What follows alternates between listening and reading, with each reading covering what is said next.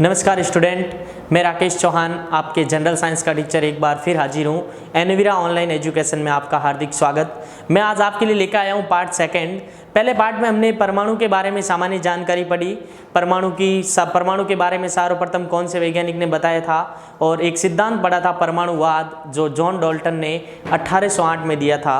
आज मैं थोड़ा परमाणु का प्रतीक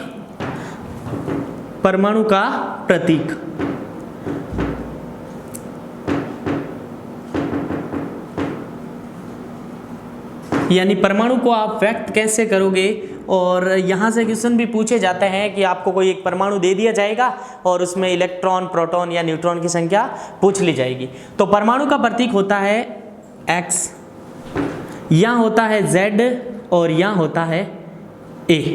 ये कोई एक परमाणु मैंने माना X परमाणु है। यहाँ पे ये ध्यान देना Z यहाँ Z कहलाएगा परमाणु क्रमांक। क्या कहलाएगा? परमाणु क्रमांक। या आप इस Z को डिनोट कर सकते हो P से। एग्जाम में ये भी पूछा गया है परमाणु क्रमांक का प्रतीक Z, लेकिन अंग्रेजी में इन्हें बोलते हैं एटॉमिक नंबर। एटॉमिक नंबर, परमाणु क्रमांक। आप इस परमाणु क्रमांक को प्रोटॉन की संख्या भी कहते हैं, यानी प्रोटॉन की संख्या।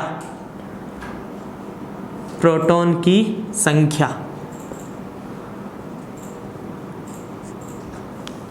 और यहाँ पे ये A है। A को आप बोलोगे परमाणु द्रव्यमान। परमाणु द्रव्यमान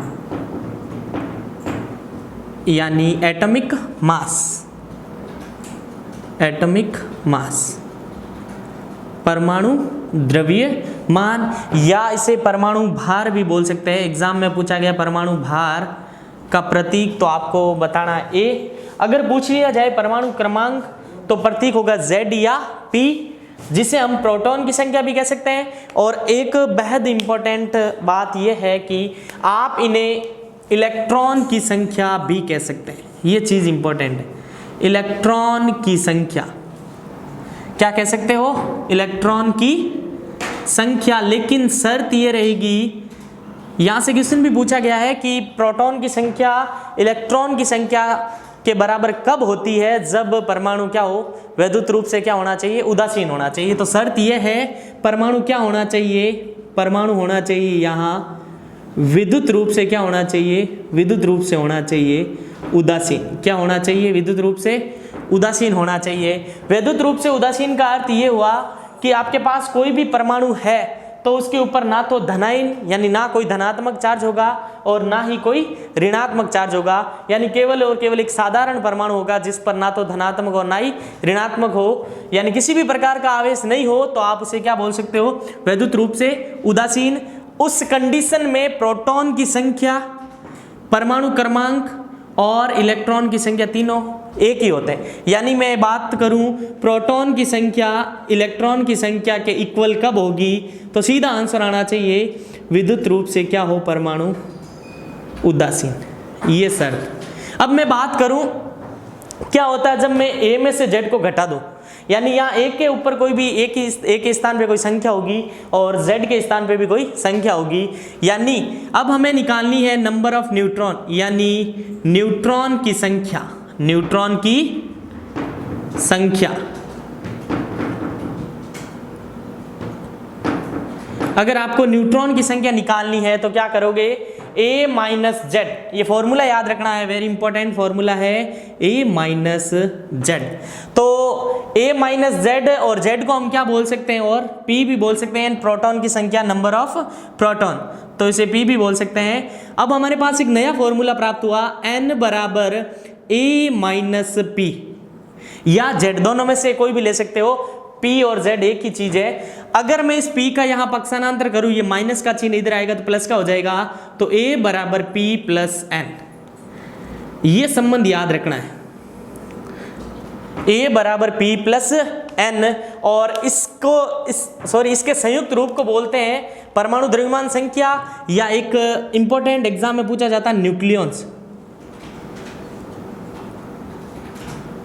न्यूक्लियॉन्स न्यूक्लियॉन्स में होते हैं, सीधा क्वेश्चन पूछा जाता है। तो आपका आंसर होना चाहिए प्रोटॉन तथा न्यूट्रॉन। वहां ऑप्शन आएगा प्रोटॉन और इलेक्ट्रॉन, तो हमारा आंसर यही होना चाहिए। न्यूक्लियॉन्स में कौन होते हैं? प्रोटॉन तथा न्यूट्रॉन। इनके संयुक्त रूप को न्यूक्लियॉन्स बोलते हैं, या एक को हमें पता क्या बोलते हैं, एक को परमाणु द्रव्यमान संख्या।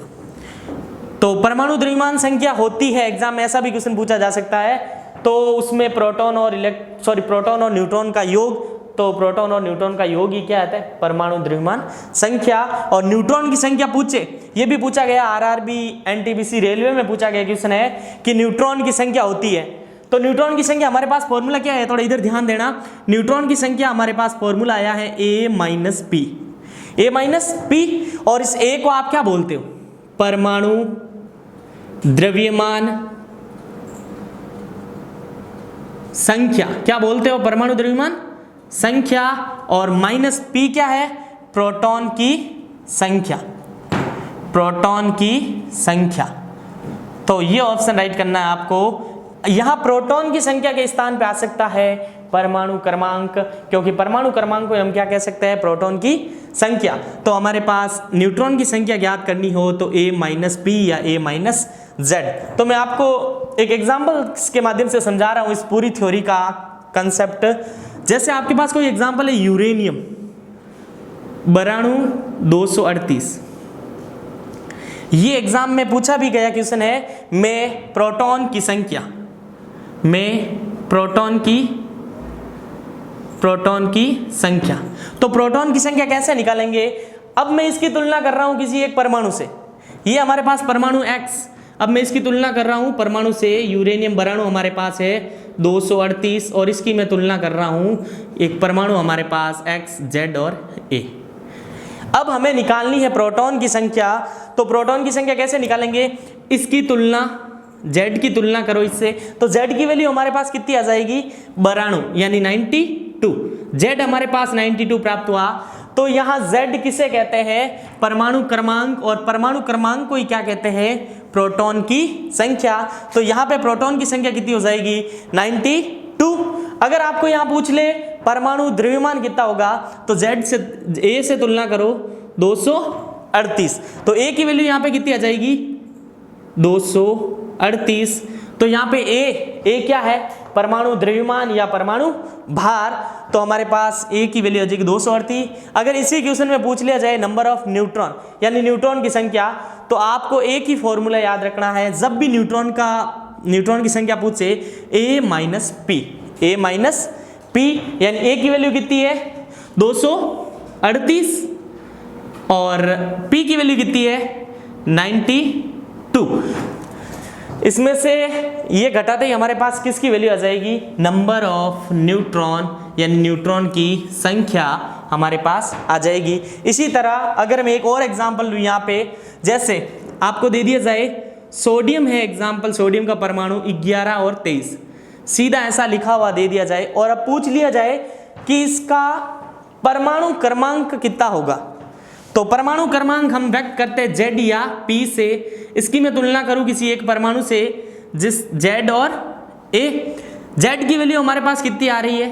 11, तो Z या P की वैल्यू हो जाएगी 11, और A की वैल्यू निकालनी हो साथ ही साथ, तो कितनी हो जाएगी? A की वैल्यू हमारे पास हो जाएगी 23। तो अब अगर इसी में पूछ लिया जाए नंबर ऑफ न्यूट्रॉन या न्यूट्रॉन की संख्या, तो we have one formula N is equal to A minus P, N is equal to A minus P. A कितना है? 23, और P कितना है? 11। तो हमारे पास किसकी वैल्यू आ जाएगी? न्यूट्रॉन की। यानी अगर डायरेक्ट आपको ऐसा क्वेश्चन ना देके अगर कोई क्वेश्चन लैंग्वेज में दे दिया जाए कि किसी परमाणु का परमाणु क्रमांक 11 है, तो उसमें प्रोटॉन